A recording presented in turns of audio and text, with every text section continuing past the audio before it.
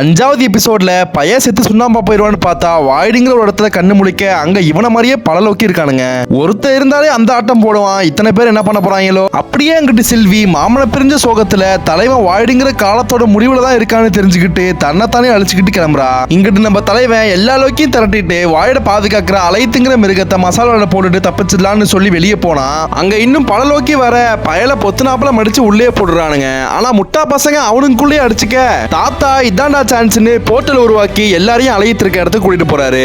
அதே நேரத்துல சில்வியும் அங்கிட்டு வந்தவங்கள வரவேற்கிற மாதிரி நம்ம மோபியஸ் அக்காவை அலையத்துக்கிட்ட இருந்து காப்பாத்துறான். ஒரு கட்டத்துல மிச்ச லோக்கியெல்லாம் வரலன்னு சொல்லிட நம்ம மோபியஸ் டிவியை காமிச்சிட்டு நம்ம லோக்கியும் சில்வியும் மட்டும் அந்த அலையத்தை எதிர்க்கிறாங்க. நம்ம தலைவன் அதை திசை திருப்ப அக்கா அசால்ட்டா வசியம் பண்ணிடலான்னு பார்த்தா அது அக்காக்கே ஆட்ட காமிச்சு அக்காவை போட வர அப்ப குறுக்க வந்த நம்ம தாத்தா கொப்பம் அவனே இப்ப வாடாங்கிற மாதிரி தன்னந்தனியா ஒரு ஆஸ்கார்டே உருவாக்குறாரு. ஆனா அது தாத்தாவையும் போட்டுற இந்த கேப்ல லோக்கியும் சில்வி ஒன்னா சேர்ந்து அதை வசியம் பண்ணிடுறானுங்க. அப்ப திடீர்னு இது எல்லாத்தையும் உருவாக்குன உண்மையான டைம் கீப்பரோட கோட்டைக்கான வழி பிறக்குது.